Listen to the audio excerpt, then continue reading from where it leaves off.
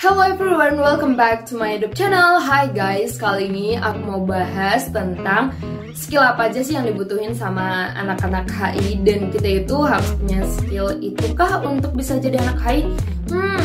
It based from your perspective lagi guys. Jadi aku di sini hanya membuat sebuah saran dan kira-kira saran ini dipakai atau enggaknya itu tergantung dari pribadi teman-teman juga. So nggak perlu berlama-lama lagi, langsung aja check it out. Guys, I've already made the problem solving skill research, and this point is very good for you to be the international relations student. So, kenapa problem solving skills itu sangat penting? Karena ketika kita di dalam jurusan hubungan internasional, kita akan banyak menemukan masalah-masalah yang tidak hanya bersifat domestik tetapi juga internasional. So, kenapa ini sangat penting juga? Karena ketika kita bekerja di dunia lapangan kerja nanti, kita juga akan menemukan banyak masalah yang mungkin dari masalah kecil hingga besar harus ditangani oleh diri kita. Nah, di sini aku udah nemukan pengertian yang cukup relevan dan tepat untuk menjelaskan apa sih problem solving skill ini. Jadi dikatakan bahwa problem solving skill ini determine the root of problem and find the solution. Jadi kita ada dua kata kunci nih.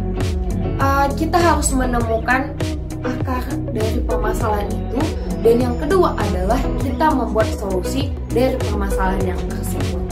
Oke, apa saja elemen-elemen yang penting dalam problem solving skill ini? Yang pertama adalah active listening. Kenapa active listening penting? Gini, kita udah tahu ada masalah yang terjadi di sekitar kita, and then we try to find a solution, but we belum pernah dengar masalahnya itu. It's very impossible, right?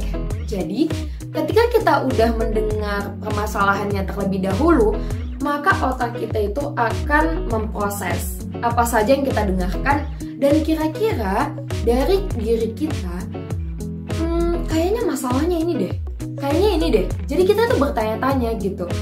Atau kalau kata dosenku dulu itu adalah why and how. Dua pertanyaan ini adalah yang paling sering muncul bagi kita si problem solver.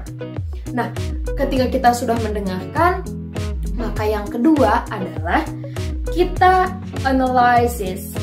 Jadi kita itu udah dengar nih ada something bad happen. Kemudian kita berusaha untuk mencoba otak kita bekerja untuk menganalisa sebenarnya problemnya ini apa. Dan kita menemukan akar inti permasalahannya itu dari perspektif yang mana. Jadi di sini think about what we hear and filter. We make a filterization. Ini kata-kata yang aku buat sendiri. Jadi nanti ada sumber untuk menjelaskan apa-apa saja elemen utama ini, tapi untuk penjelasan ini dari aku. Dan menurutku di sini, when we analyze something, kita juga berusaha untuk mencari peta permasalahannya gitu. Dan kita udah ngerasa, wow, the problem comes from this, and this. Oke. Nah, setelah kita udah menemukan ya semacam peta atau analyze the problem, yang ketiga adalah research. Why it's very important? Because when we try to mapping the problem, we will try to find the data. Atau kita mencoba untuk mencari apa nih data pendukungnya dari peta yang telah aku buat gitu. Atau sekiranya kita kayak merasa, wow, ini nggak bisa hanya argumenku aja yang dipakai.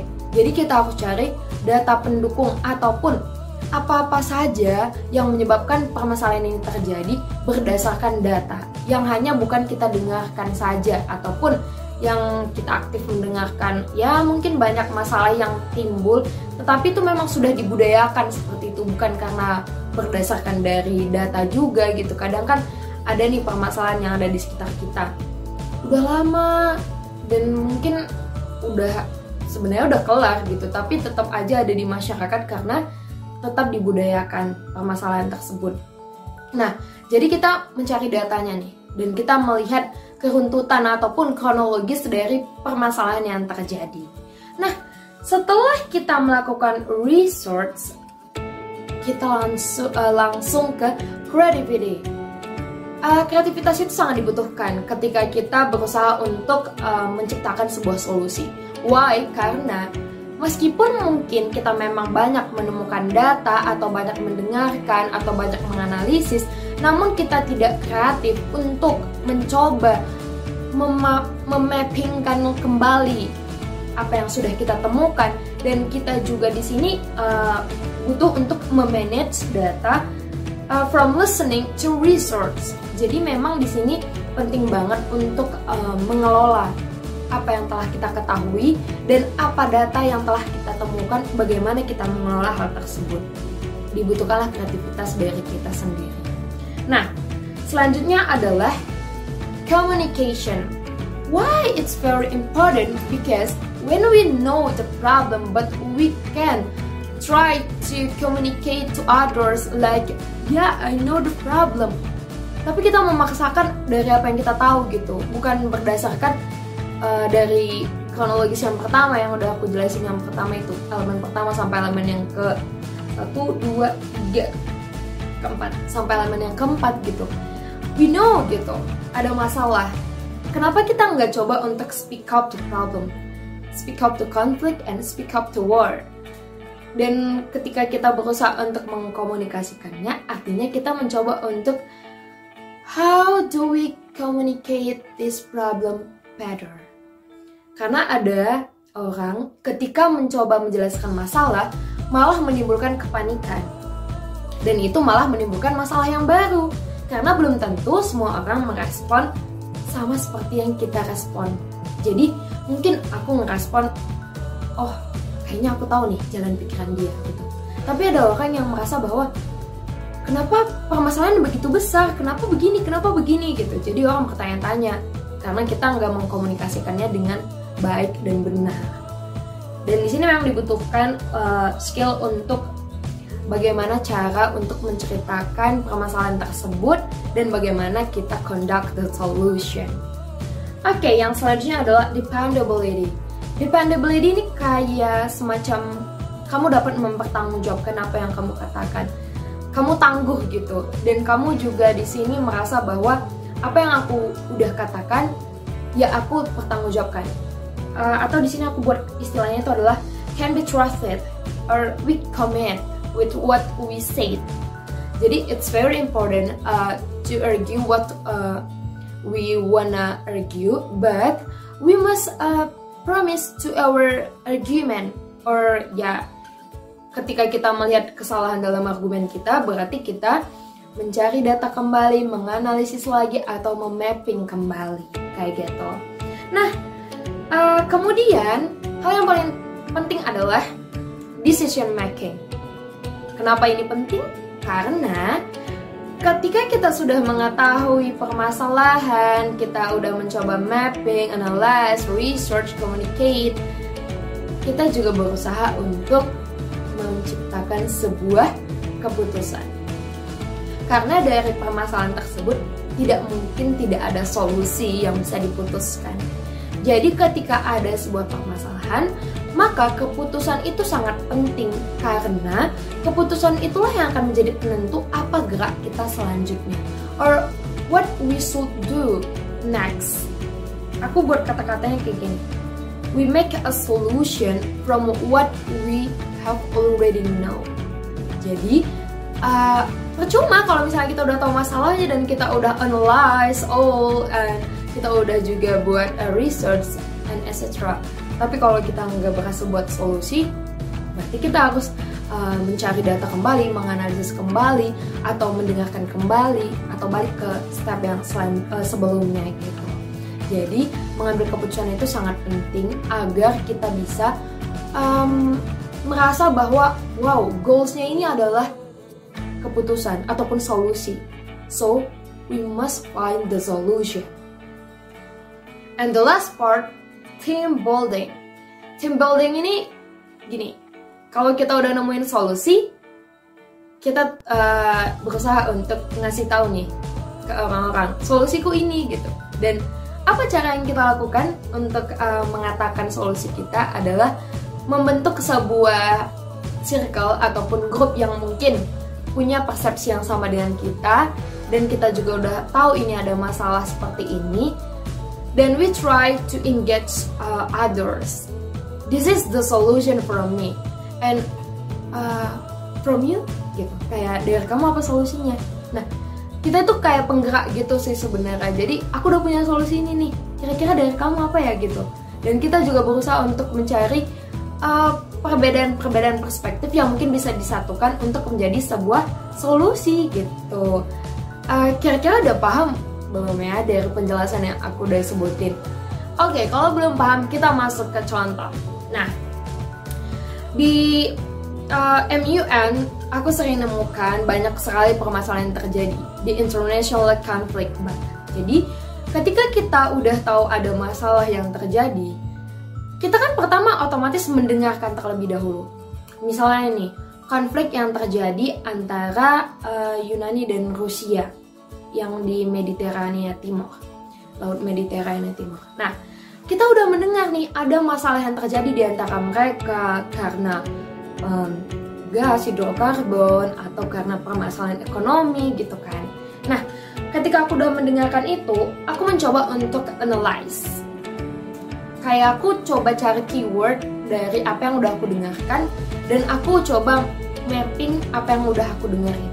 Nah, ketiga, aku berusaha untuk research. Aku cari nih data-data yang menunjukkan bahwa wow, ini ada masalah kayak gini. Nah, aku nggak tinggal diam aja untuk mendengarkan hanya dari apa yang aku dengar saja. Jadi aku butuh untuk melakukan riset sendiri atau melihat kronologisnya, dan itu sangat penting. Nah, udah habis itu kita mencoba untuk creativity. Aku coba memfilter dan memanage data, karena kan memang banyak banget nih berita yang mungkin kadang itu nggak sesuai sama ya sebenarnya terjadi gitu, atau ada kadang yang kita menggiring opini ya, tergantung kita, pinter-pinternya kita untuk membagi-bagi data tersebut, dan tergantung dari diri kita juga yang bisa untuk memapping apa yang udah kita ketahui. Nah, ketika aku udah manage the data, aku berusaha untuk communicate to my friend. Hey you know this is the problem. I found the resource, I found the data about this gitu. Kayak ini loh masalahnya. Dan aku coba untuk membawa perspektifku untuk melihat masalah ini adalah seperti ini gitu. And then ketika aku berusaha untuk menjelaskan itu kepada teman-teman MUN-nya aku, atau ya biasa kita jelasin itu di awal speech gitu kan. Nah, kemudian kita berusaha untuk meneguhkan kata-kata tersebut atau komit terhadap apa yang kita sudah katakan.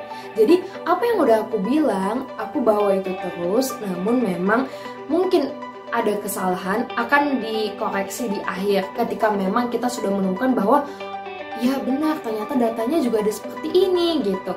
Jadi kita udah nggak bingung lagi, dan kita ternyata kekurangan research gitu. Jadi kita memenuhi.